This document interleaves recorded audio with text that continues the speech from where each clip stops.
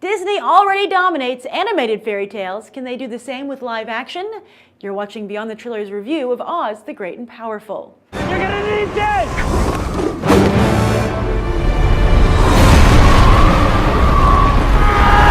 I don't want to die!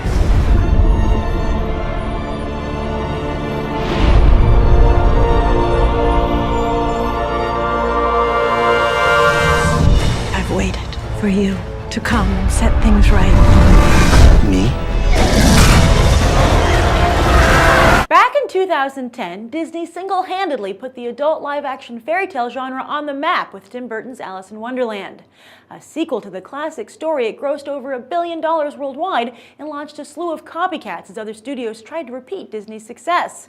But so far, no such luck, with Red Riding Hood, Mirror Mirror, Hansel and Gretel, and Jack the Giant Slayer all proving to be not poison apples, but box office poison.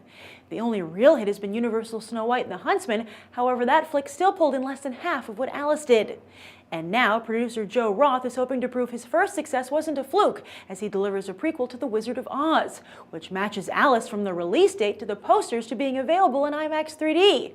Roth had even wanted his Mad Hatter Johnny Depp to play the wizard, and when that fell through, went after Robert Downey Jr.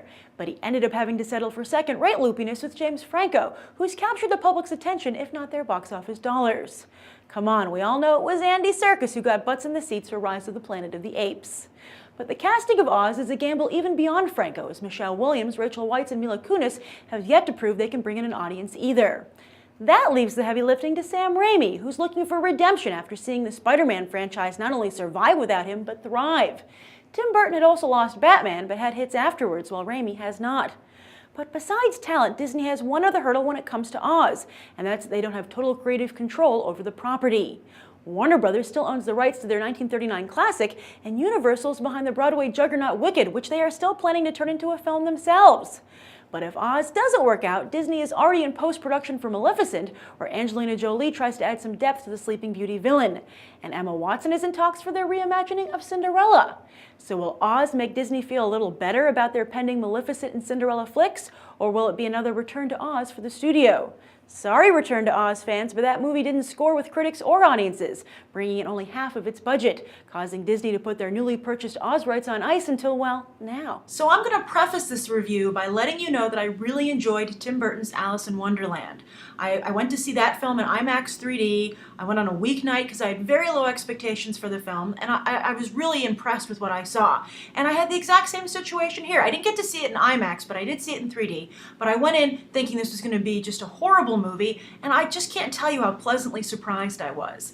It does have Sam Raimi elements, but I will say that it's very obvious that I think Joe Roth, the producer, sat Raimi down and said, let's take a hard look at Alice and why it worked, and try to duplicate that. I mean, I think there's still some Sam Raimi flair, but this is very much from the same playbook as Alice in Wonderland. And that movie was a huge success, even though a lot of people say they didn't like it. It still made over $1 billion at the box office. And I have to say, considering how good a time I had seeing Oz the Great and Powerful, I think that it could do equally well. It doesn't have Johnny Depp in it. It has James Franco, not a big box office draw, but I'm hoping that maybe this will raise James Franco up a level. In the opening, I said he was second-rate quirkiness, and I think that he impressed me. I'm upgrading him to first-rate quirkiness. He was really good. This is the best work I've ever seen James Franco do in a mainstream film. And he's really benefits from a great script.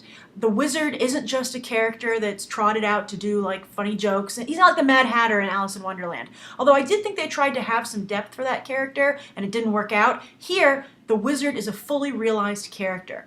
He goes through an emotional growth, a journey, and James Franco pulls it off spectacularly well. As for the acting, the rest of the acting in the movie, I think Zach Braff is actually surprisingly good as the voice of Finley the monkey, and also the opening Kansas scenes. The opening scenes in Kansas at the circus or the fair are really, really wonderful and really impressive.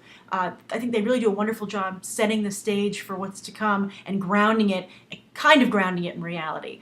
But so I thought he was good. I thought Joey King as the voice of the little China doll girl was fantastic. That was a great character. I was like, Disney, you're going to sell so many little China doll girls.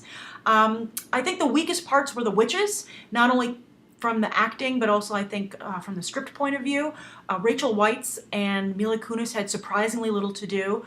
The person who came across the best was Michelle Williams. I think she did a really nice job. I think some people after the screening felt that maybe she overacted a little bit, but I think that if you looked at the original 1939 version with Glenda, I think that Michelle Williams is trying to base her performance off of that, which I don't think there's anything wrong with that, and she was very likable. I liked her a lot here, too.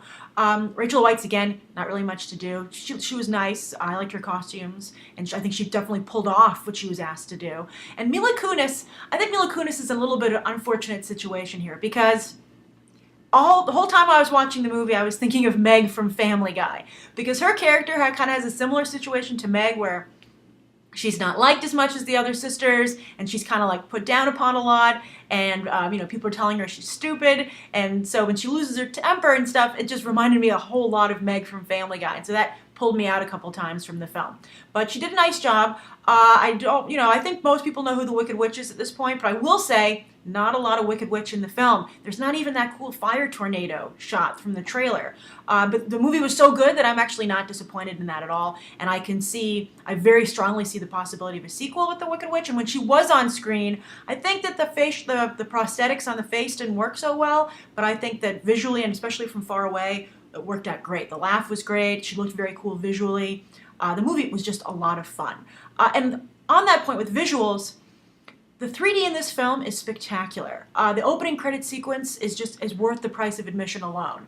And it's some of the best 3D I've ever seen. I would say it's even better than Amazing Spider-Man's 3D, and I thought that was very good 3D. This is excellent. I think you would be doing yourself a disservice not to see this on the biggest screen possible, which means IMAX if you can do it, and also in 3D. But at the very least, don't miss seeing it in 3D. It was great. So at the end of the day, I would say that just like the wizard himself, Oz the Great and Powerful puts on a spectacular show with heart.